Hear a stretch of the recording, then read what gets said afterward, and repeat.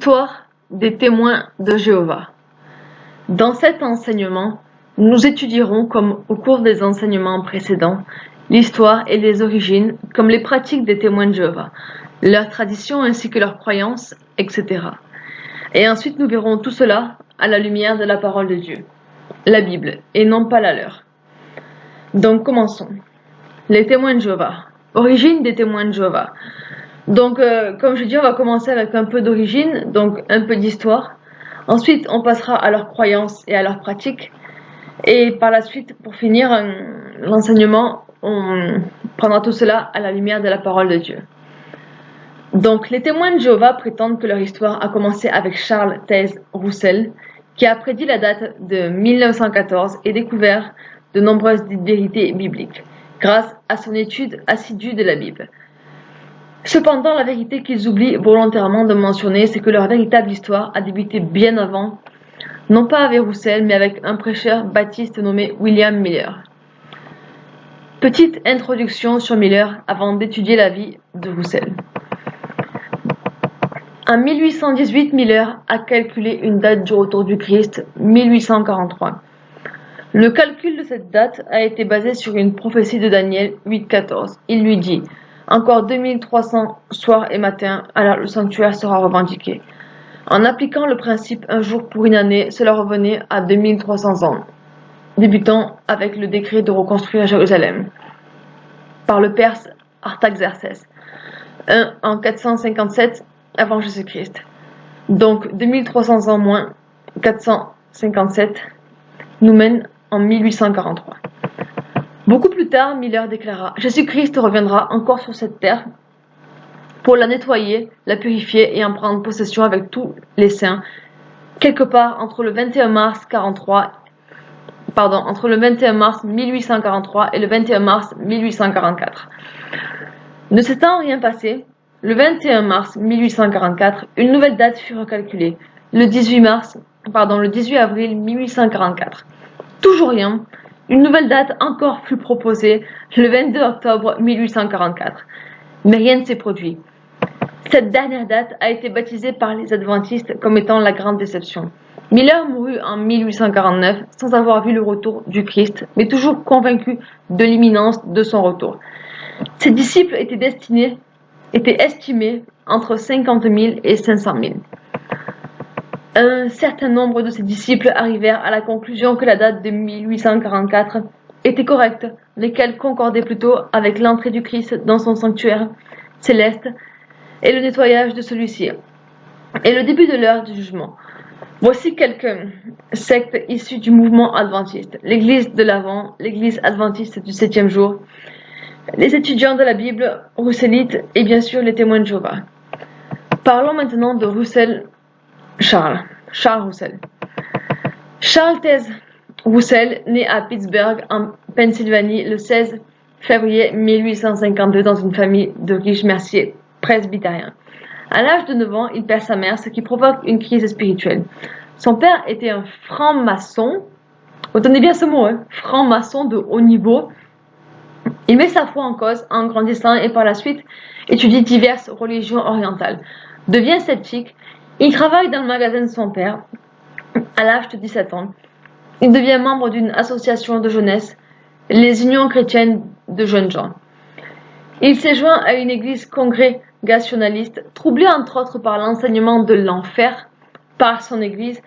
Il devint sceptique durant son adolescence, puis vers l'âge de 18 ans, en 1869, il assista à une réunion d'une église de seconde adventiste tenue par Jonas Wendell. Ce qu'il y entendit lui fit retrouver sa foi en la Bible. En effet, les adventistes croyaient au sommeil de l'âme après la mort, en attendant la résurrection. Donc pas d'enfer pour eux. Peu à peu, il quitte cette église car déçu de celle-ci et va rejoindre des amis adventistes. Il est convaincu d'être le seul croyant comprenant parfaitement les Écritures. Il quitte les études bibliques adventistes par la suite et lance son propre journal, La Tour de Garde, et Messager de la présence du Christ. Le 1er juillet 1879 en 6000 exemplaires. En 1881, la Société de la Tour de Garde est officiellement créée. Ses statuts sont déposés en 1884 et Roussel devient le premier président de la société. Il épouse Françoise Ackley, de laquelle il divorce en 1906. Pour faire connaître son message, Roussel voyage beaucoup et écrit de nombreux ouvrages. En 1913, l'organisation religieuse prend le nom d'Association internationale des étudiants de la Bible. Le fondateur meurt dans le train le 31 octobre 1916, laissant ses 25 000 disciples dans un grand désarroi. La succession de Roussel n'est pas facile. Plusieurs présidents se présentent et finalement, par un vrai coup d'État, Rutherford est élu le 6 janvier 1917. Cette élection est contestée et plusieurs groupes rivaux se créent. Joseph Franklin Rutherford naît le 8 novembre 1869 à Bonneville, Missouri, dans une famille baptiste. Collaborateur de Russell dès 1907, il est beaucoup plus dynamique que lui. Il fait énormément de propagande pour son mouvement. Il essaie de supplanter son prédécesseur en remplaçant sa littérature par la sienne. Il serait sans doute plus juste d'affirmer que Rutherford est finalement le vrai fondateur des Témoins de Jéhovah. En 1920, il annonce le retour sur la terre des patriarches bibliques Abraham, Isaac et Jacob. Il leur construit la Maison des Princes au 4440 Bradburn Road, Kensington Heights à San Diego. Ces patriarches ne revenant pas, il s'installe lui-même dans cette maison. En 1925, dans cette villa, il lance également le journal L'Âge d'Or, qui deviendra par la suite le bien connu Réveillez-vous. C'est au congrès de Columbus aux États-Unis en 1931 que cette association change à nouveau de nom pour devenir l'association Les Témoins de Jéhovah. Rutherford meurt dans sa maison des Princes à San Diego le 8 janvier 1942. Son principal assistant est élu président le 13 janvier 1942. Il s'agit de Nathan Homer Knorr, né le 23 avril 1905 à Bethléem, en Pennsylvanie. D'origine réformée, il est devenu témoin de Jéhovah dès 1923. C'est un grand organisateur. Il ouvre l'école de formation biblique Galad. En 1943, réalise une traduction biblique, la traduction du Monde Nouveau, donc la Bible actuelle des Témoins de Jéhovah, en 1950, et parcourt de nombreux pays comme conférencier infatigable. À sa mort le 8 juin 1977, à Wallkill, son principal collaborateur Frédéric Franz lui succède. Maintenant donc, voyons un peu les croyances des Témoins de Jéhovah. Les Témoins de Jéhovah ne reconnaissent qu'une règle de foi, la Bible, ou plutôt leur Bible, laquelle comporte de nombreuses erreurs ayant été falsifiées en de nombreux passages. L'une des erreurs majeures qu'ils propagent est de nier la divinité du Christ. Pour eux, Jésus n'est pas Dieu, mais une simple créature privilégiée ayant accompli de grandes choses. Pour soutenir cette négation, ils altèrent plusieurs textes du Nouveau Testament, interprétant sans discernement le sens général des évangiles. Ils prétendent qu'il faut réhabiliter le nom de Dieu et que ce nom c'est Jéhovah, comme si dans sa parole Dieu ne pouvait pas lui-même se donner un nom, et comme s'il avait besoin des hommes pour changer son nom. Également, les Témoins de Jéhovah nient le mystère dit catholique de la Sainte Trinité, accusant l'Église catholique d'être à l'origine de son invention. Et à ce sujet-là, ils ont bien raison sur la Trinité diabolique et sur le catholicisme romain démoniaque et mensonger. Les Témoins de Jéhovah accumulent les erreurs, affirmant qu'avant de se faire homme, Jésus-Christ était l'archange Saint Michel. Il serait devenu le Messie seulement lors de son baptême. De même, ils ne croient pas à la résurrection du Christ, prétendant qu'il n'est pas ressuscité avec un corps de chair, mais qu'il fut ressuscité comme créature spirituelle d'essence divine. Ils affirment également que l'âme humaine n'est pas spirituelle ni immortelle. Cependant, paradoxalement à cette croyance, ils croient à une résurrection future de ceux qui auront été fidèles à Jéhovah. D'après eux, il y a deux résurrections. La première céleste introduit au bonheur du ciel les 144 000 élus, destinés à devenir créatures spirituelles, et la seconde terrestre assurera à tous les gens de bonne volonté le bonheur parfait sur la terre. Les Témoins de Jéhovah ne croient pas à l'existence de l'enfer. Selon eux, les rebelles et les méchants endurcis seront tout simplement anéantis, détruits à jamais. Finalement, leur idéologie enseigne que le seul moyen de salut passe par la prédication de la parole de Dieu. D'où leur assiduité à répandre leur ouvrage de propagande tel leur livre La Tour de Garde ou leur revue Réveillez-vous, qu'ils se mettent en frais de distribuer partout, surtout lors de leur visite chez les gens. Les témoins de Jéhovah constituent une secte des plus actives, très bien organisée. Leur but est d'anéantir toute religion sous prétexte que celles-ci sont toutes d'inspiration satanique. Selon eux, leur organisation est la seule qui détient la vérité. Il est clair que cette secte n'a rien de mouvement chrétien, bien qu'ils se présentent pourtant sous cette forme lorsqu'ils abordent certaines personnes. Restons donc vigilants, car le malin aime à semer la confusion dans les esprits. Voici quelques points particuliers selon la pensée des témoins de Jéhovah. Je précise, selon la pensée des témoins de Jéhovah. Le grand théocrate de l'univers est Jéhovah, Dieu en une seule personne. Seuls les témoins de Jéhovah connaissent et sanctifient ce nom. Selon leur pensée, encore une fois, Jésus est un personnage spirituel, le premier fils que Dieu créa. Il est un Dieu né vers le 1er octobre de l'an 2 avant notre ère. Au baptême, Dieu engendra Jésus pour être de nouveau son fils spirituel. À la fin de sa vie, il est attaché à un poteau de torture et non une croix. Il meurt. Il ressuscite esprit immortel et non dans son corps de chair. Après 40 jours de séjour spirituel dans les airs autour de la terre, en Palestine, l'esprit Jésus réintègre les cieux spirituels de Jéhovah. Chaque homme est une âme mortelle. Les méchants périront pour toujours, donc détruits une seule fois. L'enfer est la tombe commune aux hommes et rien de plus. Juste la mort dans la terre. La terre ne sera jamais détruite et jamais dépeuplée. Dieu détruira le présent système des choses lors de la bataille d'Armageddon. Le ciel est l'immense organisation invisible de Dieu où habitent les 144 000 rachetés avec le Christ. Jésus est co-régnant du gouvernement céleste. Christ est devenu roi du monde en 1914. Les 144 000 naissent de nouveau comme fils spirituels de Dieu. Satan est le chef invisible du monde. C'est une puissante personne spirituelle, un ange chérubin créé qui a introduit les fausses religions. Il a été précipité sur la terre dans les années 1914-1918. L'association Les Témoins de Jéhovah forme le seul canal par lequel Dieu parle et agit aujourd'hui.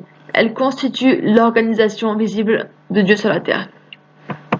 Maintenant, voyons quelques-unes des interdictions que les témoins de Jéhovah imposent à leurs fidèles. Donc, interdiction d'avoir des relations sexuelles sans être marié, pareil pour nous. Interdiction de s'adonner au sexe oral ou anal, pareil pour nous. Interdit d'avoir des relations sexuelles avec une personne du même sexe, et ça, pareil pour nous. Interdit de se marier avec une personne qui n'est pas témoin de Jéhovah, donc non croyante. À ce niveau-là, je dirais, pour ce qui nous concerne, on ne doit pas se marier avec un chrétien. Par contre, on doit se marier avec un enfant de Dieu, ce qui est bien différent. Je vais vous faire un court témoignage avant de continuer. Étant plus jeune dans la foi, un jour, j'ai rencontré un garçon qui bizarrement était exactement comme je désirais l'avoir. Enfin, un homme, voilà, du même âge que moi. Il était brun, avec une belle barbe brune, de beaux yeux, etc. En fait, il avait tout ce que physiquement je désirais chez un homme. Et voyant qu'il avait exactement les critères que je voulais, étant charnel, mais au fond de moi, je me disais, vu que c'est exactement selon mes critères, c'est peut-être que c'est ce que Dieu veut pour moi, peut-être que c'est l'homme que Dieu veut me donner en fait.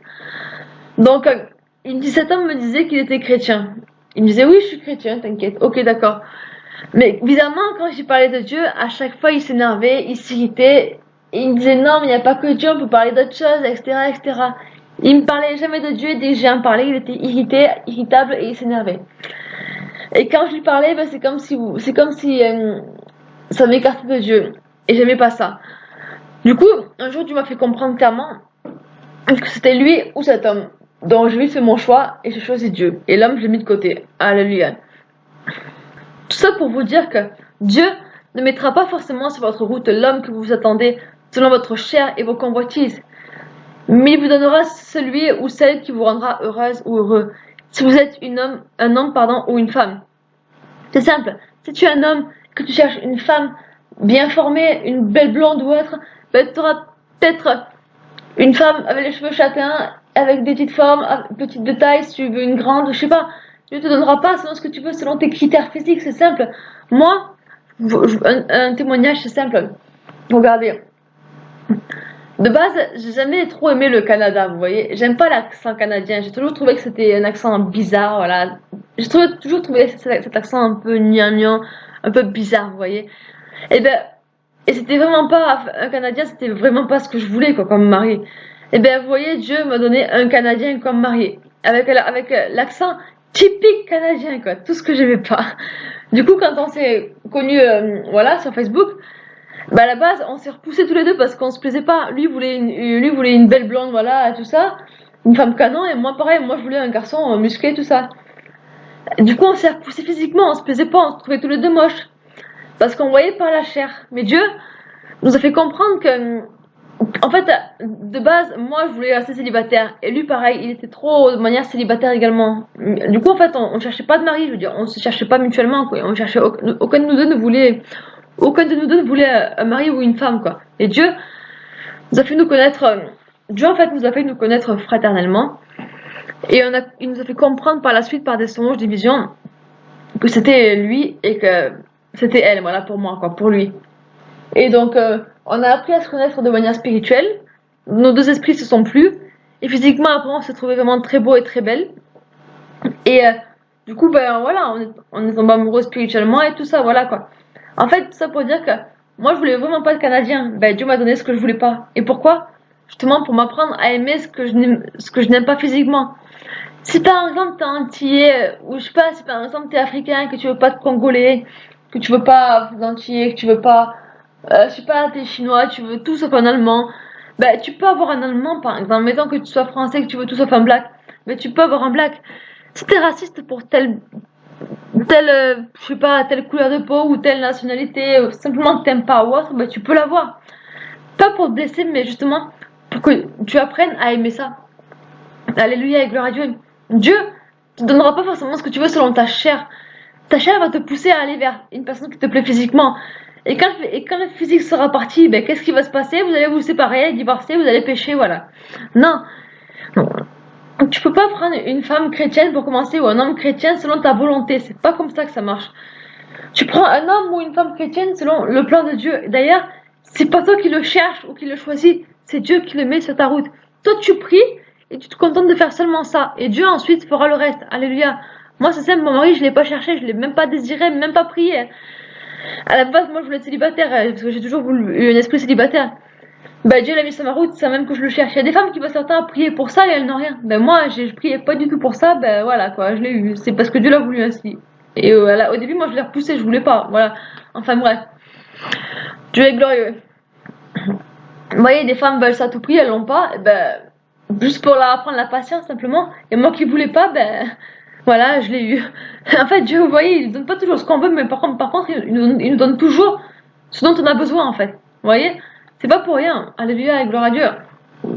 Donc Dieu te donnera pas forcément ce que tu veux. Par contre, il te donnera ta moitié, celle que tu aimeras et qui t'aimera, avec qui tu seras très heureux. Donc arrêtez de chercher toujours vos femmes, de draguer, d'aller chasser une femme. Une femme, c'est pas un gibier.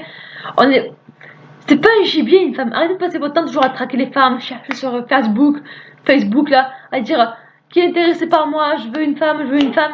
C'est pas toi qui décides de la femme que tu vas avoir, c'est Dieu qui décide. Donc toi, tu te mets dans le secret avec Dieu et tu pries ton Dieu et Dieu fera le reste. Dieu te mettra une femme sur ta route, il te mettra une pensée, il te dira c'est elle, va vers elle, parle-lui, etc. Mais pas selon ta chair, pas selon ta convoitise, ni selon ton intelligence mondaine, mais de manière spirituelle. Et gloire à Dieu. Donc tu pries simplement. C'est pas parce que tu vas voir une belle femme dans la rue qui va te plaire que tu es ta femme, non. Ça, c'est pas ta femme, c'est seulement ta convoitise et ta charnalité. Tu pries Dieu et Dieu te mettra une femme sur ta route au moment où tu t'y attendras même pas. Voilà. Mais ce sera pas forcément celle que tes yeux vont voir. Ce sera peut-être celle que tes yeux ne verront pas. Mais que ton cœur, par la suite, sera fou amoureux. Alléluia. Enfin, voilà. Simplement pour vous dire que un chrétien n'a pas à épouser une femme chrétienne, mais il doit épouser la femme que Dieu veut mettre sur sa route parce que les chrétiens, il y en a partout. Des catholiques, des évangéliques, des baptistes, Mais ils sont pas forcément enfants de Dieu pour autant, ils se disent chrétiens, mais les chrétiens c'est vaste, voilà, chrétiens qui fument, chrétiens qui se masturbent, chrétiens qui forniquent, chrétiens qui vont en boîte de nuit, chrétiens qui écoutent des musiques païennes, des films mondains, enfin bref, voilà. Il y en a beaucoup, hein. Enfin bref, on continue. Donc, interdiction de divorcer, de se remarier, pareil pour nous. On peut divorcer, se remarier seulement si l'autre conjoint commet la fornication, ça c'est pour les témoins de Jéhovah, alors que la parole atteste clairement que nous ne devons, divorcer en aucun prétexte. Et si la personne est satanique ou infidèle, tu ne divorces pas pour autant, mais tu patientes et tu pries dans le secret que Dieu touche son cœur ou te parle. Mais tu vas pas t'empresser de divorcer. Non, tu fais pas ça. Tu t'éloignes de la personne si elle te fait du mal, ok, pour un temps, mais tu divorces pas. Tu t'éloignes, tu t'écartes de la personne pour aller prier dans le secret, mais pas divorcer. Ensuite, interdit de se faire avorter ou de prendre la pilule, parce que la pilule c'est pareil, c'est la pilule ça mène en enfer. Dieu nous l'avait révélé, ça mène clairement en enfer. Je vous le dis, toutes les femmes qui prennent la pilule, elles se répandent pas, elles iront en enfer. C'est triste, mais on a vu la révélation de ça et c'est la vérité. Interdiction de se masturber, de devenir transgenre ou transsexuel, et ça c'est clair pour nous, c'est tout ça. Les femmes doivent une soumission totale à leur mari. Interdiction de croire à la théorie de l'évolution des espèces de Darwin et d'en faire la promotion. C'est pareil pour nous forcément. Interdiction de croire et de faire la promotion d'une autre doctrine que celle enseignée par la secte. Et interdiction de la contester. Interdit d'aller dans une autre religion ou secte. Interdit de contester les règlements de la secte et son organisation ou ses représentants. Interdit d'écouter certains genres de musique, films, émissions de télévision, de lire certains livres mondains, de jouer à certains jeux vidéo, d'aller sur certains sites, certains loisirs mondains, comme je l'ai dit tout à l'heure, je sais pas, des trucs qui peuvent polluer ton esprit, voilà quoi. Je veux dire, c'est pas interdit, bibliquement parlant, d'aller se promener, d'aller se balader, tout ça avec tes enfants, voilà. Mais quand tu vas dans une fête foraine où il y a que des trucs démoniaques, quand tu vas en boîte de nuit, dans un bar picolé où il y a de l'alcool, fait voilà, non quoi, il y a minimum là, les musiques païennes, mondaines, tout ça, non, et les films mondains non plus quoi, voilà. Interdit de fréquenter activement des personnes non témoins de Jéhovah. Donc en gros, si ta famille t'invite à manger, mais ne croit pas en Dieu, tu dois refuser, c'est ça, sous prétexte qu'ils sont païens, et de cette manière-là, qui donc, et comment recevront-ils la parole, si tu ne leur prêches pas en Christ? Toi-même justement. On ne doit pas se mélanger à leurs pratiques, aux pratiques des païens, certes, discours païens, certes, tout ça, mais on doit être un exemple dans la vie de tous les jours pour cela, pour eux justement, et donc parfois les voir et discuter avec eux, justement pour qu'ils entendent le message, et surtout, si c'est ta famille, car l'amour passe avant tout par la famille. Non, interdit de participer à des compétitions sportives, enfin voilà. Bon, faire du sport n'est pas mal, hein, c'est pas ce que je dis. Mais les compétitions, dans un sens, ça peut être logique parce que qui dit compétition, on dit toujours vouloir être le premier, quoi, le gagnant, comme les apôtres qui voulaient à tout prix avoir la première place dans le ciel, quoi, voilà. Non, quoi. On doit être dans l'humilité, donc faire du sport n'est pas une mal. Tant que c'est pas des arts martiaux ou des sports de combat, de violence, de haine, ou des trucs, je sais pas, même la danse classique, là, où tu portes des collants moulants, là, où on voit toutes tes formes, là, non, enfin voilà.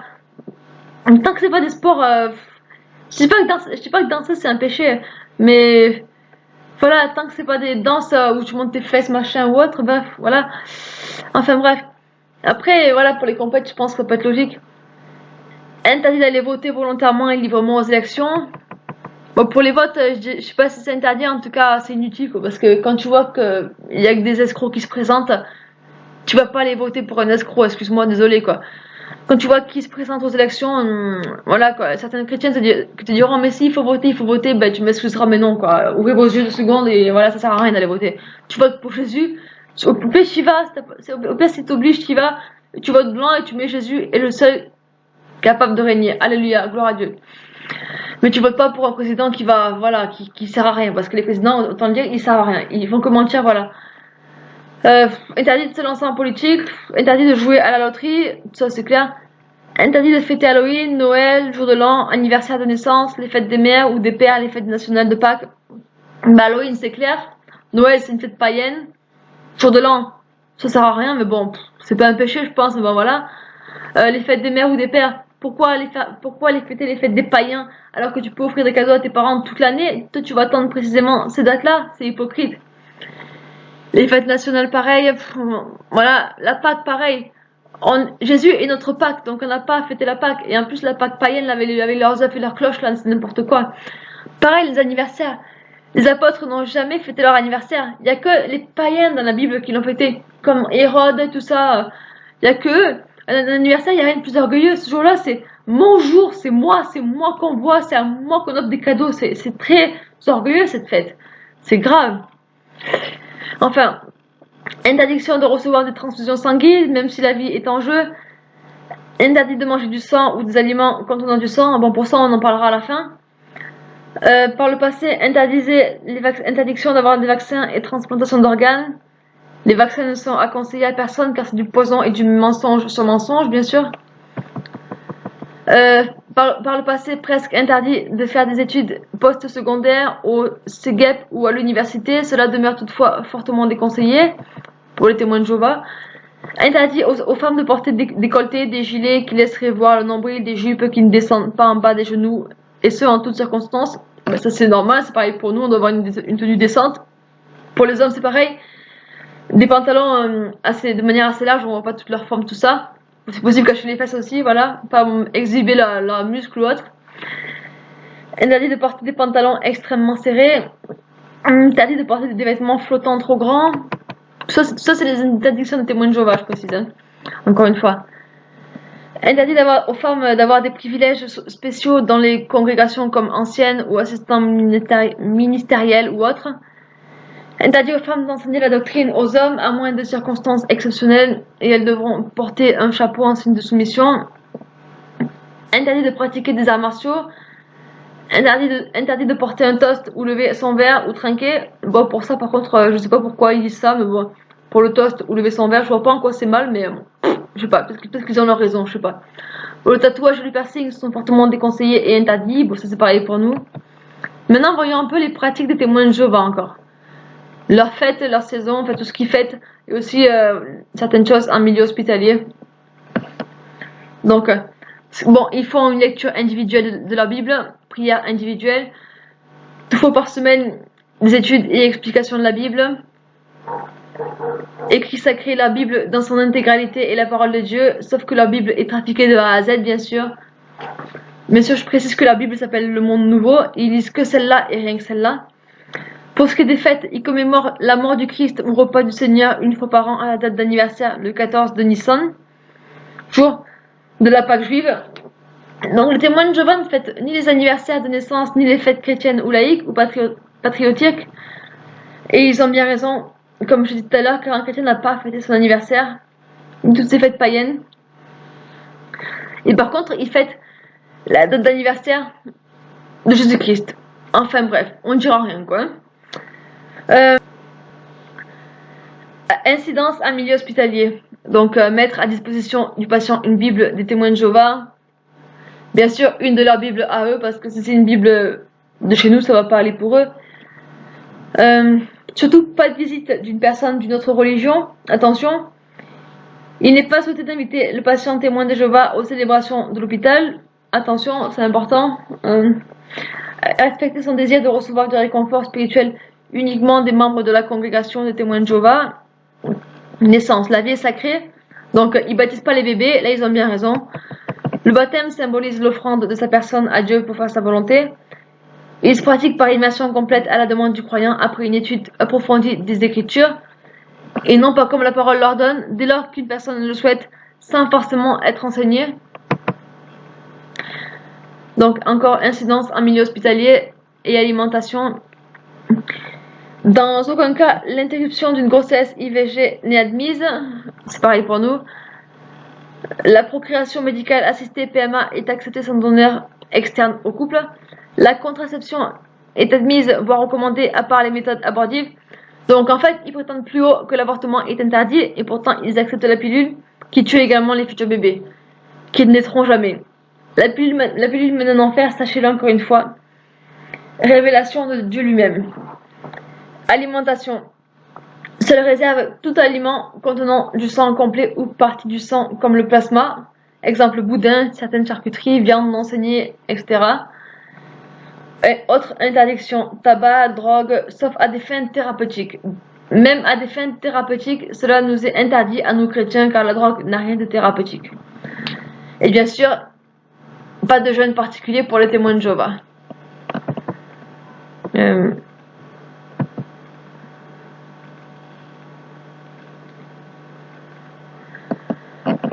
Corps et son intégrité. La moralité a une grande valeur, respect du corps, de sa dignité et de son intimité sans pudibonderie. En gros, ne se respecter sans faire n'importe quoi, voilà, sans tatouage, piercing, sans aller se souiller, se prostituer, etc. Souffrance. Sauf en cas d'hospitalisation d'urgence, la congrégation locale des témoins de Jéhovah a connaissance d'un cas de maladie et entoure le croyant hospitalisé. Donc en gros, le croyant n'est pas libre, mais il est toujours observé et suivi par la congrégation qui espionne chacun de leurs actes. Refus de transfusion de sang complet ou de ses 4 composants majeurs, globules blancs, rouges, plasma, plaquettes. Recherche activement les thérapeutiques alternatives et le blood management. La souffrance fait partie de la vie imparfaite d'ici-bas, elle n'est en aucun cas vue comme une punition, mais on parlera de ce sujet-là en détail plus bas dans l'enseignement. Donc face à la mort. Le suicide est considéré comme un meurtre sur sa propre personne, il est néanmoins compris comme un geste de désespoir plutôt qu'un mépris du don de la vie. Les témoins de Jéhovah pleurent leur mort mais ne leur vouent pas un culte. Les obsèques sont l'occasion de louer Dieu et non de faire l'éloge du défunt et une occasion de plus pour annoncer le royaume de Dieu. Au-delà. Espérance dans le paradis terrestre à venir. Croyance en la résurrection des morts. L'âme ne survit pas à la mort mais elle ressuscitera dans un corps nouveau à la fin des temps. Certains iront au ciel pour régner avec Dieu, donc les 144 000 selon leur pensée, pardon. Les autres seront dans le paradis terrestre. Il n'y a ni enfer ni purgatoire. Pour nous, le purgatoire est un énorme mensonge, bien sûr, mais l'enfer est réel. Pour nous, les chrétiens. Donc, pour terminer avec les pratiques des témoins de Jéhovah, on va passer un peu à leur organisation hiérarchique. Et ensuite, on continuera sur la parole de Dieu véritable. On verra tout ça à la lumière de la parole de Dieu. Donc, organisation des témoins de Jéhovah. L'organisation des témoins de Jéhovah est très hiérarchisée, surtout depuis la réorganisation de 1975. Tout dépend du collège central d'une vingtaine de membres et de son président parlant soi-disant au nom de Dieu. Il siège au Bethel de Brooklyn, aux États-Unis. C'est lui qui donne tous les ordres qui doivent être suivis à la lettre par toutes les congrégations du monde. Les réunions rassemblent les témoins de Jéhovah soit au domicile des membres et des sympathisants, soit dans les salles du royaume, leur assemblée. La congrégation locale est dirigée par les anciens, dont le surveillant et le surveillant président. Les serviteurs ministériels s'occupent des tâches matérielles. Plusieurs congrégations forment la circonscription avec un surveillant de circonscription. Plusieurs circonscriptions forment le district avec un surveillant de district. Tous les districts d'un pays sont regroupés dans la filiale avec un comité de filiale. Toutes les fonctions sont exercées bénévolement, cependant des missionnaires formés à l'école biblique Galad de South Lansing près de New York peuvent être rétribués. Cette école a été inaugurée le 1er février 1943. Donc, 2 par 2, des proclamateurs accomplissent leur porte-à-porte zélé et régulier. D'innombrables livres, brochures et cassettes sont diffusés massivement. Chaque témoin de Jéhovah doit payer comptant toute la littérature et remettre à la fin du mois un rapport de service rigoureusement rempli. 2 mensuels sont vendus. Réveillez-vous, tiré à 10 610 000 exemplaires en 54 langues, et la tour de garde tirée à 12 315 000 exemplaires en 102 langues. Les congrès régionaux et nationaux sont également des occasions propices pour inviter de nouvelles personnes. Ils n'utilisent pas le mot église pour désigner leur lieu de culte. Dans la Bible, le mot grec qui est parfois traduit par église désigne un groupe d'adorateurs et pas le bâtiment où ils se réunissent. Par conséquent, au lieu d'utiliser le mot église pour parler de leur lieu de culte, ils emploient l'expression salle du royaume et ainsi blasphèment.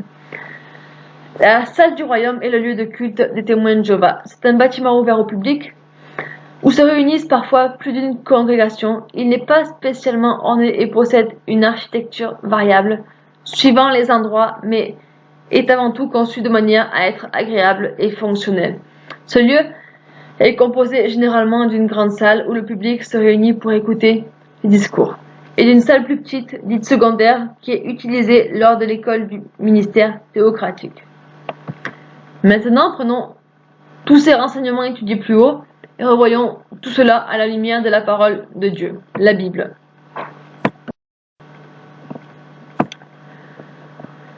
Parlons pour commencer du terme témoin de Jéhovah. Nous savons que les religieux se font appeler musulmans ou encore bouddhistes ou catholiques ou témoins de Jéhovah, mais nous, véritables chrétiens, nous réfutons toutes ces dénominations démoniaques et nous n'acceptons à peine que le terme chrétien et non pas évangélique, baptiste, pentecôtiste, etc. Nous sommes de simples enfants de Dieu, bénis par sa toute-puissance. Nous ne formons pas un cercle fermé et restreint comme une secte. Nous n'acceptons pas de ne pas voir le monde, mais nous ne nous mélangeons pas à celui-ci, ce qui est bien différent, pour ne point pécher avec celui-ci. Par contre, nous allons à sa rencontre pour lui prêcher la parole, bien entendu, de n'importe quelle manière. Non pas pour gagner le ciel, comme le font les témoins de Jéhovah, car s'ils évangélisent, la seule chose qui les motive, c'est gagner le ciel. Nous, le ciel, nous l'avons déjà reçu à la croix par Christ, et son sacrifice et son amour dans son salut. Si nous évangélisons, cela représente simplement la continuité de notre foi et de notre amour pour Dieu parmi nos œuvres à son encontre. Nous ne sommes pas une religion, ni même la seule religion au passage, comme les témoins de Jéhovah l'entendent, car des religions, il y en a par milliers en ce monde. Le bouddhisme, l'islamisme, le catholicisme, le protestantisme, hindouisme, mormon, témoins de Jéhovah, francs-maçons, etc., etc. Nous ne nous faisons point passer pour une quelconque religion, car Dieu Jésus-Christ, Yahushua, n'est point venu apporter une religion. Cela provient de l'invention de l'homme et rien de plus. Les témoins de Jéhovah prétendent que l'homme a inventé toute autre religion, et ils ont raison, mais ils devraient y ajouter la leur au passage. Car Dieu n'a point apporté la religion, mais la relation entre lui et son Fils, entre son Fils et nous, ses enfants bénis. Voilà ce qui nous différencie. On ne fait l'apologie d'aucune religion. C'est limite si on accepte le terme chrétien, mais nous sommes une relation et non une religion. Et cette relation émane tout droit de l'amour immense de notre Dieu. Pour ce qui est des témoins de Jéhovah, ils sont contrôlés et dirigés par un organisme plus haut qu'eux, donc les francs-maçons, qui leur dictent toutes leurs règles de vie à l'avance, comparées à nous autres. Dieu seul nous guide dans sa parole et sûrement pas un homme.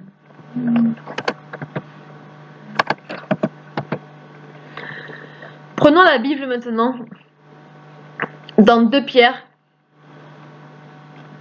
chapitre 2, versets 1 à 3, où il est dit: Il y a parmi le peuple de faux prophètes, il y aura de même parmi vous de faux docteurs qui introduiront des sectes pernicieuses et qui, reniant le maître qui les a rachetés, attireront sur eux une ruine soudaine.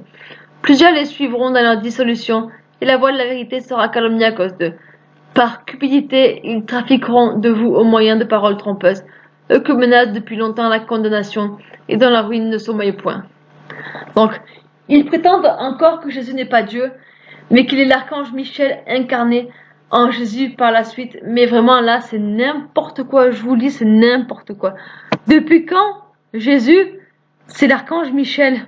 N'importe quoi.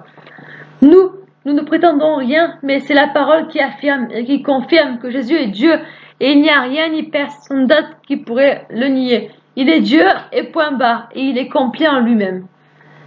Et que cela plaise ou non, ils prétendent encore que leur seule religion est vraie et que toutes les autres sont fausses. Mais nous affirmons que toutes religions dans ce monde sont fausses et n'appartiennent qu'aux hommes et pas à Dieu. Mais que ce qui est vrai, c'est cette relation, encore une fois, entre Dieu Jésus et ses enfants qu'il est venu restaurer par son sacrifice à la croix. Prenons encore plusieurs versets. 1 Corinthiens, chapitre 1, versets 23 à 24. Où il est dit: Nous prêchons Christ crucifié, scandale pour les Juifs et folie pour les païens, mais puissance de Dieu et sagesse de Dieu pour ceux qui sont appelés tant juifs que grecs. Maintenant, prenons 2 Corinthiens, chapitre 4, verset 4, où il est dit: pour les incrédules dont le Dieu de ce siècle a aveuglé l'intelligence afin qu'ils ne visent pas à briller la splendeur de l'évangile de la gloire de Christ qui est l'image de Dieu. Maintenant, prenons Jean 14, verset 6, où il est dit: Jésus lui dit: je suis le chemin, la vérité et la vie, nul ne vient au Père que par moi. Donc, qui d'autre que Dieu pour être parole de vie et de vérité est le seul chemin? Dieu donne-t-il sa gloire à un autre? La parole ne dit-elle pas qu'il est un Dieu jaloux? Bien sûr qu'elle le dit. Donc, si Jésus est vie, vérité est le seul chemin, ça veut forcément dire qu'il a l'Esprit de Dieu, donc que Dieu vit en Christ. Et vu que nous ne croyons pas à la Trinité, vu que nous savons qu'il y a un seul Esprit, et non pas de diviser, il n'y a donc qu'un seul Esprit, celui de Dieu en Jésus-Christ. Donc Jésus-Christ est Dieu. Les chrétiens mal affermis confondent l'Église, peuple de Dieu et enfant de Dieu, avec le bâtiment fait de briques. Et pendant ce temps, les témoins de Jéhovah appellent leur bâtiment salle du royaume, mais nous autres, nous avons guère de bâtiment, car nous sommes le temple de Dieu. Le tabernacle, qui était une représentation de l'Église de Dieu, c'est-à-dire nous les chrétiens et pas les briques. Au temps de Moïse, il bougeait sans cesse. Voilà l'image de l'Église. Son rôle n'est pas de rester fixe, mais de bouger. Voilà pourquoi nous ne sommes pas enfermés dans un lieu fait de briques, mais nous bougeons et évangélisons pour la gloire de Dieu. Si nous remontons en arrière, nous pouvons également remarquer que notre histoire biblique remonte à la fondation du monde. Nous savons que la Terre n'a pas plus de 6000 ans. Et si nous retraçons l'histoire bibliquement parlant, on en a toutes les preuves de Adam, Noé, de Abraham, aux apôtres, etc., etc. Mais qu'en est-il des témoins de Jéhovah, dont l'histoire n'a commencé qu'en 1818 et des brouettes? Ça me l'air bien récent pour une Bible qui remonte à la fondation du monde. Ils prétendent se référer à la Bible, ok, mais pourtant ils se réfèrent également à des livres et à certains enseignements qui ne datent même pas de plus de 2 siècles. Et leurs prédécesseurs ne remontent pas à plus de 1800 ans. N'oublions pas que les bases de leur écrit, dit biblique, sont fondées sur rien d'autre que la franc-maçonnerie. Car le père de Charles Roussel était franc-maçon, et cela se perpétue de père en fils et de mère en fils. Ils lèguent leur héritage pourri. D'où la naissance de leur livre La Tour de Garde, ainsi que Réveillez-vous, etc. Franc-maçonnique complet. Notre Bible à nous confirme que chaque homme qui a écrit fut inspiré de Dieu, mais eux, même, de qui furent-ils inspirés? Et les hommes que Dieu a inspirés remontent depuis le commencement, alors que eux, ça remonte à peine 1818. En sachant que la parole atteste de rien ajouter ni retrancher à la parole de Dieu, dans l'Apocalypse, de qui fut-il donc inspiré pour aller y retrancher et ajouter? Apocalypse 22, 19. Et si quelqu'un retranche quelque chose des paroles du livre de cette prophétie, Dieu retranchera sa part de l'arbre de vie et de la ville sainte décrit dans ce livre. Sans compter que la parole atteste que Dieu seul connaît le jour et l'heure, et ces hommes qu'ont-ils fait, si ce n'est calculer sans cesse le jour et l'heure? Et pire encore, ils ont osé donner des dates à tout va, et voyant qu'ils se trompaient, ils ont continué et recommencé à plusieurs reprises. Mais n'importe quoi. Et les témoins de Jéhovah, c'est par les enseignements de ces hommes qu'ils ont fondé leur secte. C'est grave. Prenons Matthieu, chapitre 2, verset 36, je crois, si je ne me trompe pas. Pour ce qui est du jour et de l'heure, personne ne le sait, ni les anges des cieux, ni le Fils, mais Dieu seul le sait. Et ce verset-là n'est pas trinitaire, non. Jésus est venu en tant que Fils sur terre. Mais pour nous montrer l'exemple, en tant qu'enfant de Dieu à suivre, il est venu parler au Père en tant que Fils, et nous en tant que Fils et filles, devons lui parler de la même manière, simplement. Tout comme un Fils ne connaîtrait pas le jour et l'heure, Jésus venu en tant que Fils ne connaissait pas le jour et l'heure. Par contre, en tant que Dieu Esprit, oui, il connaît le jour et l'heure, parce que Jésus est Dieu, donc oui, il connaît le jour et l'heure, mais il a simplement dit par là qu'en tant que Fils, il connaissait pas le jour et l'heure, parce que il est venu nous montrer l'exemple, en tant qu'enfant de Dieu, en tant que Fils. Donc, nous, en tant que Fils et filles de Dieu, nous ne sommes pas censés connaître le jour et l'heure, simplement, voilà.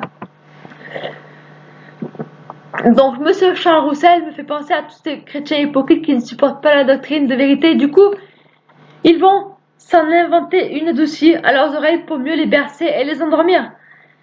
N'appréciant pas la véracité du châtiment éternel de l'enfer, il est allé nier tout cela et de sortir que l'enfer, pour commencer, n'existe pas, et ensuite qu'une fois mort, l'âme dort jusqu'au jour du jugement dernier où elle sera à jamais détruite, donc sans plus de souffrance ni de punition, que cela, ce sera la punition finale. Donc, dans ce verset, ici, il n'est pas question de l'enfer provisoire où les démons torturent les hommes, mais du lac de feu éternel, où hommes et démons seront jetés et où le feu ne s'éteindra jamais après le jugement dernier. Je précise bien sûr, l'enfer, oui, est provisoire. Mais je m'explique, pour pas qu'on vienne me dire non, tu dis n'importe quoi, etc. À l'heure actuelle, en fait, il y a deux sortes d'enfer, je m'explique. Il y a l'AGN, comme on dirait, l'enfer et le lac de feu, voilà. Donc je m'explique.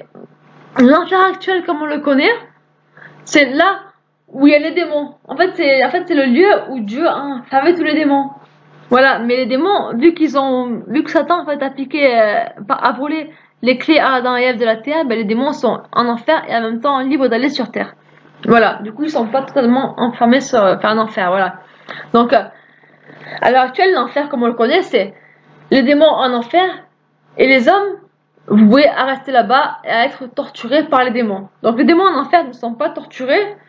Forcément, ils souffrent parce qu'ils sont dans le péché, donc forcément, ils n'ont pas la paix, c'est clair. Mais je veux dire, physiquement parlant, ils ne sont pas torturés par des souffrances physiques, je veux dire, voilà.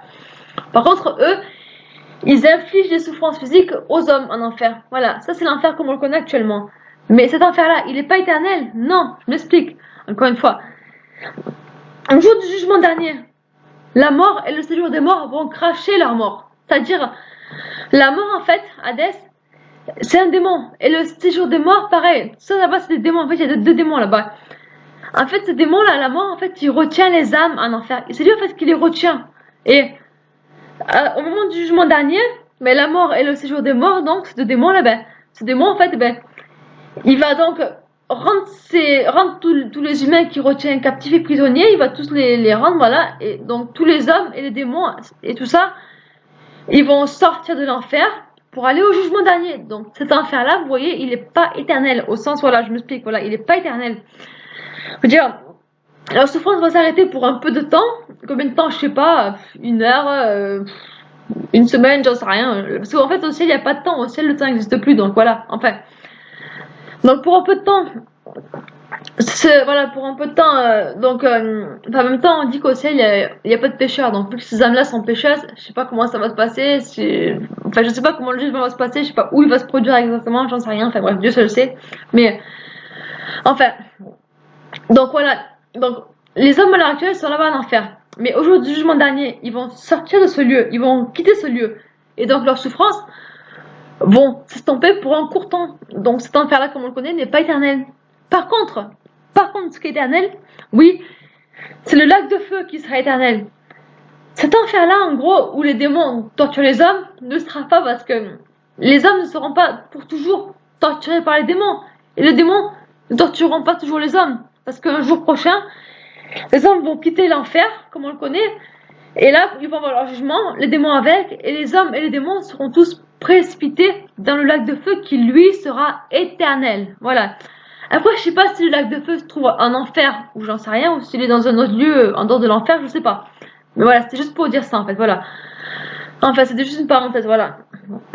Je peux dire que l'enfer, comme on le connaît à l'heure actuelle, n'est pas éternel. Par contre, l'enfer avec le lac de feu sera éternel, oui. Donc, prenons Apocalypse 20, verset 10, où il est dit « Et le diable, qui les séduisait, fut jeté dans l'étang de feu et de soufre, où sont la bête et le faux prophète. Et ils seront tourmentés jour et nuit au siècle des siècles. » Matthieu 25, 41. Ensuite, il dira à ceux qui seront à sa gauche, « Retirez-vous de moi, maudits, allez dans le feu éternel qui a été préparé pour le diable et pour ses anges. » Maintenant, ici, dans cette dernière parabole de Luc 16, il nous est fait mention de deux hommes. Donc, un homme souffrant sur la terre et un autre égoïste dans ce monde, un riche. Les deux donc moururent, l'un fidèle à Dieu monta au ciel, tandis que l'autre descendit en enfer éternellement. Est-ce qu'il est fait mention ici que cet homme riche dort? Est-ce qu'il est fait mention que cet homme n'existe plus après sa mort? Ou seulement qu'il est en sommeil? Non, certainement pas. Car à peine mort dans sa chair, aussitôt son esprit sort de son corps et il va directement en enfer où il souffre cruellement et encore aujourd'hui. Ce verset-là, on va le lire. Donc Luc, chapitre 16, versets 19 à 31. On va lire cette parabole. Prenez vos Bibles. Donc Luc 16, versets 19 à 31. Où il est dit: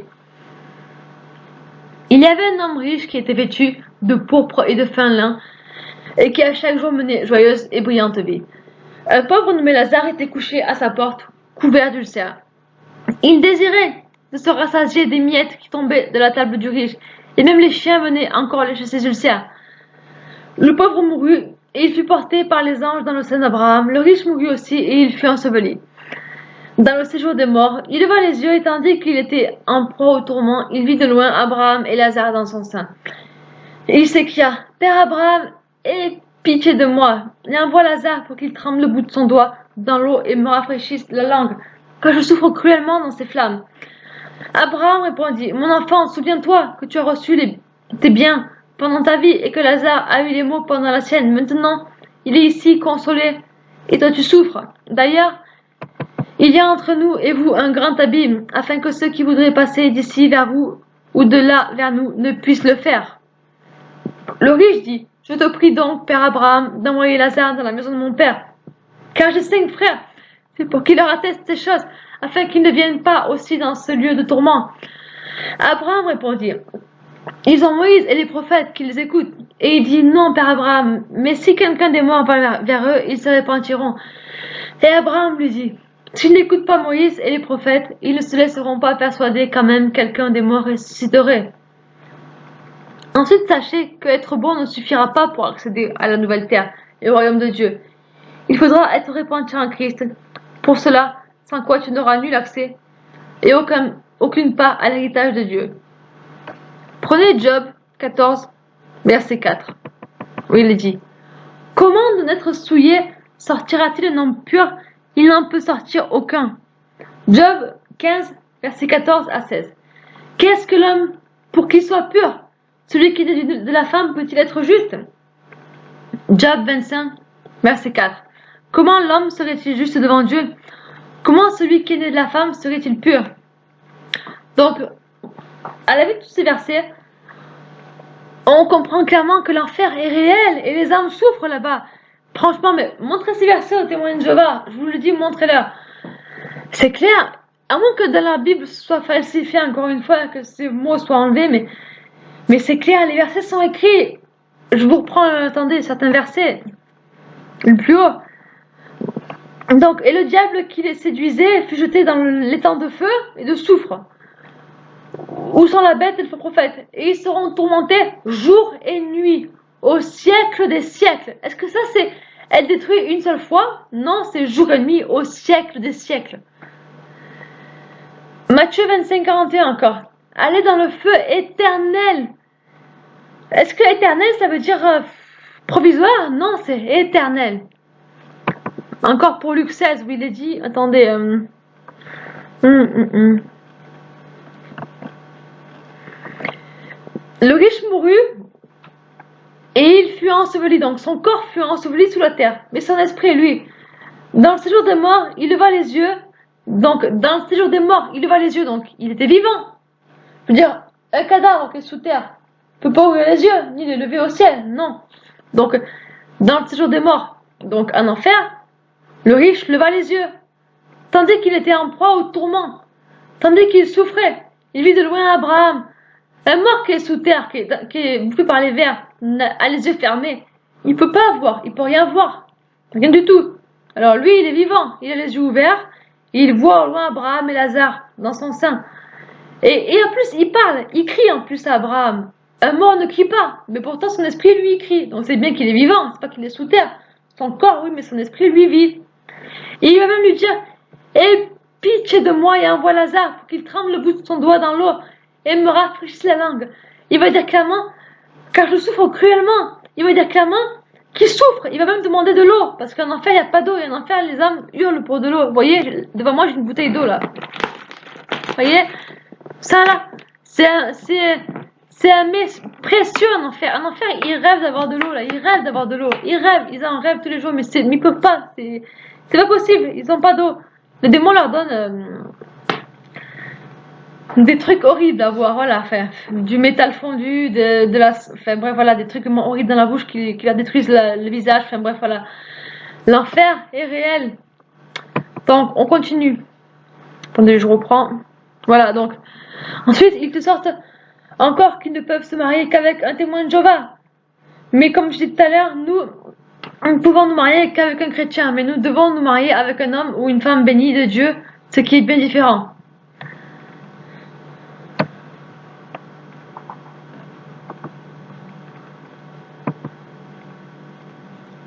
Ça va pour vendre cette là, je l'ai dit.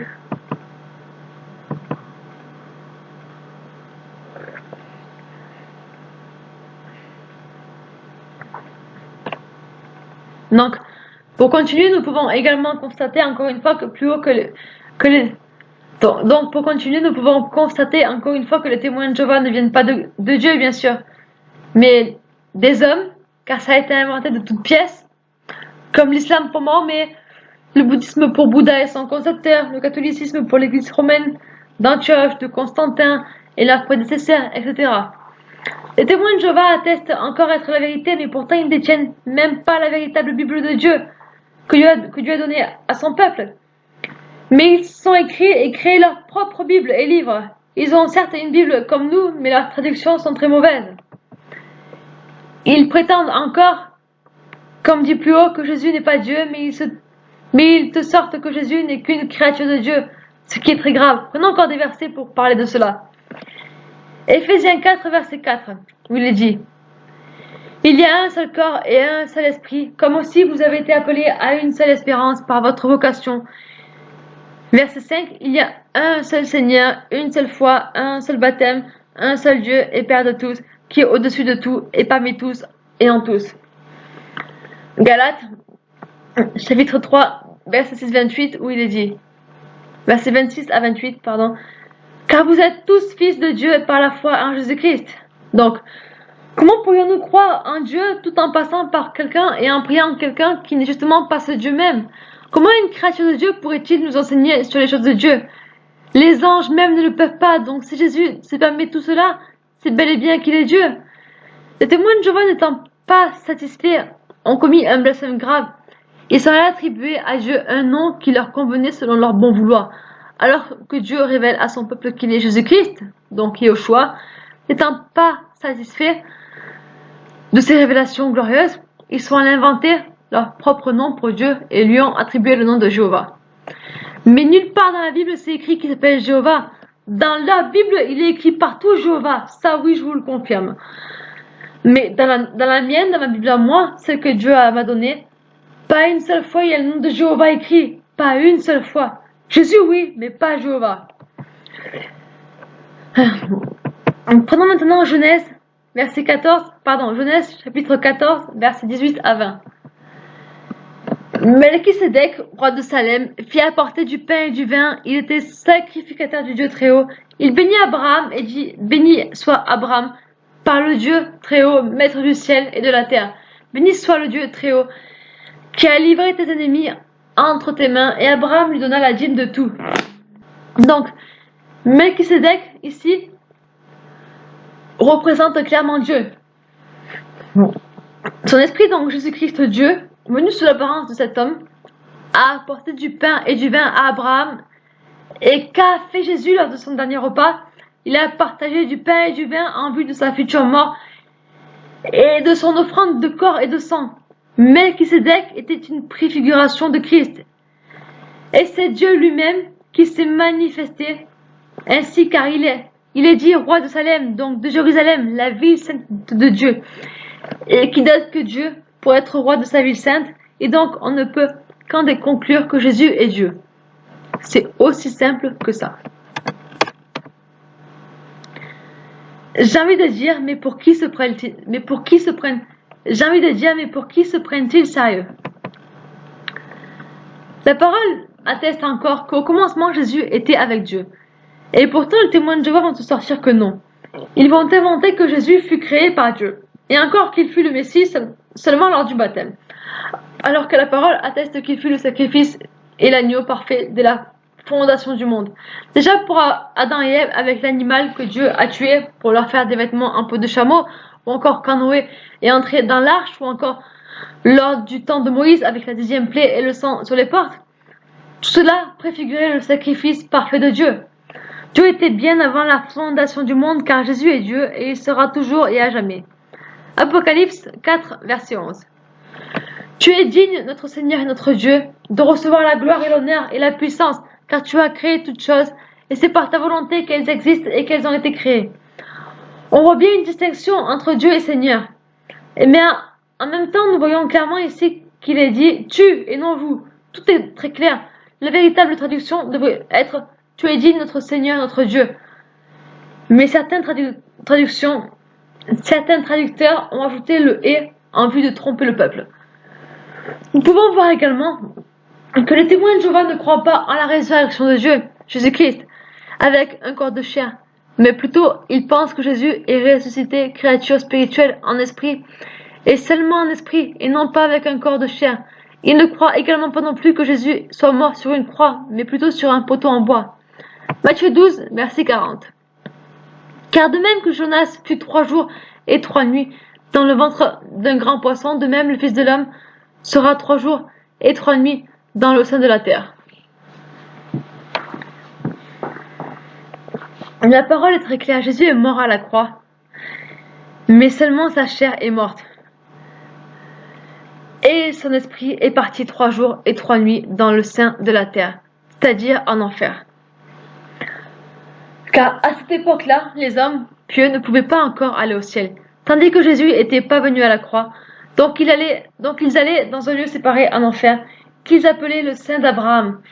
Et donc Jésus est venu tous les chercher durant ces 3 jours-là. Et il les a amenés au ciel, mais il n'a pas fait que ça durant ces 3 jours. Il a également terminé notre rachat en se laissant jeter dans le feu. Il a également rappelé leur condamnation au perdu. Les témoins de Jéhovah également commémorent chaque année la mort de Christ, une fois par an lors du mois de Nissan, calendrier juif. Donc si nous observons bien, ils commémorent la mort et non la résurrection ou la vie, mais bel et bien la mort de Jésus, alors que nous devons fêter sa vie et sa résurrection à longueur de journée. Et ils prennent à témoin certains versets qui disent que la mort vaut mieux que le jour de la naissance, ou encore toute fin vaut mieux que son commencement. Ils se fixent sur sa mort au lieu de se fixer sur sa résurrection et sur sa vie.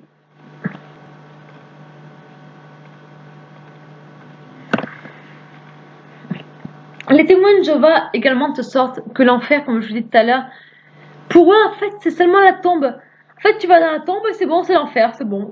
Tu dors, t'es mort, c'est l'enfer, c'est bon. Oh ben super la Bible, voilà, super. Hein. Donc en gros tous les versets bibliques qui parlent de l'enfer, pour eux ça s'arrête à la tombe de l'homme, c'est ça. Et que font-ils donc des versets où il est clairement détaillé que l'enfer ou le lac de feu sont bibliques, sont réels, ils sont aveuglés. Que font-ils encore du verset comme on a vu plus haut avec l'homme riche et Lazare? Ils sont aveuglés, c'est tout, simplement. Et donc pour terminer l'enseignement, j'aimerais vous parler de leur doctrine de transfusion de sang. Il fallait obligatoirement terminer là-dessus, car les témoins de Jéhovah sont connus pour cela surtout. Donc, les témoins de Jéhovah attestent qu'aucun d'entre eux, dans leur secte, ne doivent recevoir de sang, ni de globules blancs, rouges, de plaquettes ou autres. Tout ce qui est en lien avec le sang, ni manger de sang, ni recevoir aucune transfusion de sang, et même si leur vie ou celle de leur enfant est en jeu. Et ils prétendent que vu que le sang c'est la vie, il ne faut point se le transfuser, mais laissez-moi vous dire ceci. Pour commencer, nous sommes plus sous la loi, mais sous la grâce, alors qu'eux, avec leur histoire de sang, ils se replacent sous la loi, on dirait bien. Mais bon, là, ce n'est pas le sujet. Je ne vais pas vous m'attarder sur le manger et le boire dans cet enseignement, mais nous allons plutôt parler de leur idée de transfusion sanguine. Ils prétendent donc que le sang c'est la vie, et vu que Jésus a donné son sang pour tous, cela suffit amplement. Donc plus besoin de se faire transfuser de sang. Et même si tu es en train de mourir, ils disent également, vu que c'est la vie, il ne faut pas accepter le sang de l'autre. Mais justement, bibliquement parlant, vu que le sang c'est la vie, si tu es mourant et que tu as besoin de vie, pourquoi refuser cette vie que Dieu te tend en acceptant une transfusion d'un peu de sang, donc de vie? Le raisonnement ne tient vraiment pas la route, moi je vous le dis. Oui, Dieu a tout payé pour nous. Oui, son sang a coulé physiquement et spirituellement. Il nous a sauvés, certes, mais si de ton vivant tu es blessé ou malade, ne crois-tu pas que Dieu peut permettre une transfusion de sang humaine pour te sauver la vie physiquement parlant? Dieu t'a sauvé à la croix par son sacrifice. Oui, certes, il te protège, mais tu n'es pas à l'abri durant ta vie d'épreuves et de persécutions. Et il peut permettre telle épreuve pour ton bien et te soigner de n'importe quelle manière ensuite. D'où la transfusion sanguine. L'homme ne doit-il pas s'entraider mutuellement? Doit-il se laisser mourir? Ils prétendent que le suicide est un meurtre. Et que font-ils en agissant de la sorte? Ne tuent-ils pas leurs enfants et leurs proches volontairement? Et ne se laissent-ils pas mourir par un suicide volontaire? Bien sûr que si, qu'ils le font. Ils sont tellement confus dans leur enseignement démoniaque et mensonger. Laissez-moi vous dire que si vous êtes blessé et que Dieu permet une transplantation d'organes ou de sang, cela n'est pas un mal, mais bien au contraire, un bien, je pense. Dieu nous a donné sa vie. Mais si tu as perdu beaucoup de ta vie par ton sang, qui s'est déversé sur le sol, suite à un accident, et que Dieu permet que tu récupères cette vitalité, de cette vie, et donc encore un peu de temps pour vivre, par une transfusion de sang, vas-tu refuser? Leur enseignement est vraiment contre nature. Lévitique 17, verset 11. Car l'âme de la chair est dans le sang. Je vous l'ai donné sur l'autel, afin qu'il serve d'expiation pour vos âmes, car c'est par l'âme que le sang fait l'expiation. Hébreux 9, 22. Et presque tout, d'après la loi, est purifié avec du sang, et sans effusion de sang, il n'y a pas de pardon. Jésus lui-même a donné son sang pour sauver ses amis, comme il les appelle, c'est-à-dire nous tous, ses enfants rachetés à grand prix de sang.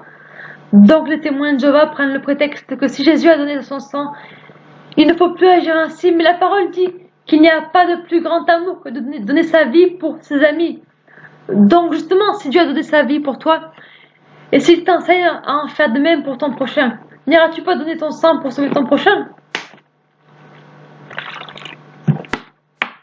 Attention, je ne parle pas ici au sens islamiste. Je ne t'invite pas à aller te mettre une bombe sur la taille et te faire exploser. Non, c'est pas cela que je dis, loin de là même. Hein. Attention, ne déformez pas mes propos. Hein. Imaginons qu'il y ait un pont, par exemple, qui s'écroule. Et en dessous, il y a un enfant. Ne vas-tu pas sauter pour secourir l'enfant, quitte à rester toi-même sous le pont et à mourir? Si tu as un peu de courage par amour de ton Dieu et de ton prochain, donc de l'enfant, oui, tu le feras. À ce moment-là, ton sang va couler pour sauver l'enfant, donc ton prochain. Donc n'est-il pas beau de donner sa vie pour ses amis? Bien sûr que si. Donc si tu as l'occasion de donner ton sang ou alors la grâce d'en recevoir parce que tu as besoin pour vivre, alors ne le refuse pas. Suis toujours l'exemple parfait de Jésus-Christ à la croix et n'écoute guère les enseignements erronés de tes pasteurs. À l'époque de Jésus, cela n'existait pas encore les transfusions sanguines. Donc forcément, nous n'aurons aucun verset parlant clairement de cela. Mais nous avons d'autres exemples bibliques. Lazare dans la tombe et Marthe et Marie pleurant tous deux aux pieds de Jésus pour qu'il le ramène. Ont-elles refusé son aide? Paul aveugle, après avoir vu le Seigneur, et Ananias qui vient de la part du Seigneur pour lui rendre la vue, a-t-il refusé l'aide de Dieu par cet homme que Dieu a utilisé? Non, aucun d'entre eux n'a refusé l'aide de vie que Dieu leur a donnée. Donc si tu es au milieu de l'océan et que Dieu te tend une barque, vas-tu la refuser sous prétexte que tu attends les gardes-côtes? Non mais sérieusement. Si tu es entouré de requins ou d'alligators, vas-tu refuser l'aide de secours que Dieu t'envoie sous prétexte que tu viens de prier et que tu attends que Dieu t'aide? Et si justement Dieu venait te répondre à ta prière de cette manière-là, répondre par oui ne serait pas un péché devant Dieu, mais bien au contraire, accepter de reconnaître qu'il t'a béni par une réponse. Et donc pour finir, si tu es gravement malade et as besoin de sang, vas-tu refuser l'aide que Dieu te donne par un don de sang ou d'organes, sous prétexte qu'un pasteur t'a dit que c'est mal? Écoutes-tu ton pasteur ou Dieu le berger des bergers? Et si tu meurs à cause de ton pasteur ou alors que Dieu t'avait envoyé de l'aide à plusieurs reprises, penses-tu que tu iras au ciel Non, je le crois pas. Certainement pas. Je vais m'arrêter là. Dans l'enseignement, je pense en avoir déjà dit pas mal, même si je pense bien ne pas avoir tout dit à leur sujet, forcément. Restons fermement attachés au Seigneur. Et vous, témoins de Jéhovah, répentez-vous devant Dieu. Cet enseignement n'est pas pour vous punir, ni vous condamner, mais pour vous bénir, pour que vous compreniez la vérité en Christ. Et encore une fois, ne croyez pas en mes propos, mais croyez en ceux de Dieu très haut, en ceux du Dieu très haut, Jésus-Christ, notre roi, notre Dieu. Lui seul pourra vous éclairer sur votre aveuglement. Que Dieu vous garde.